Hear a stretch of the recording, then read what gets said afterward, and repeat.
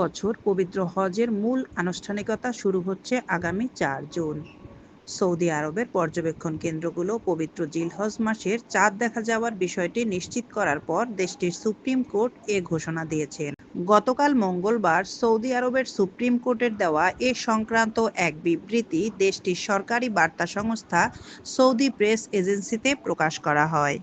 গত সোমবার এক সংবাদ সম্মেলনে সৌদি আরবের হজ বিষয়ক মন্ত্রণালয়ের মন্ত্রী তৌফিক আল রাবিয়াহ বলেন, ইতিমধ্যে বিভিন্ন দেশ থেকে 10 লাখের বেশি হজ যাত্রী সৌদি আরবে পৌঁছেছেন। পবিত্র হজ ইসলাম ধর্মের 5টি মূল স্তম্ভের একটি।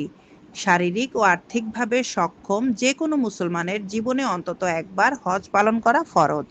প্রতি বছর জিলহজ মাসের 8 থেকে 13 তারিখের মধ্যে হজের মূল আনুষ্ঠানিকতাগুলো সম্পন্ন করা হয়।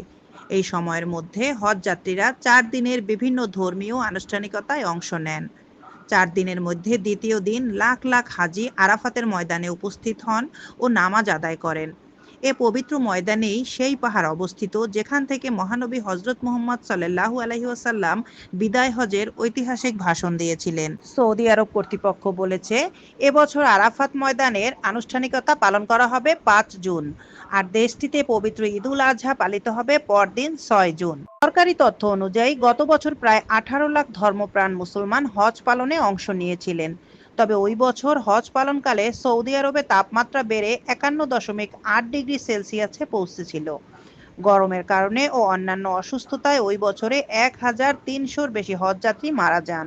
পবিত্র হজ ইসলাম ধর্মের 5টি মূল স্তম্ভের একটি।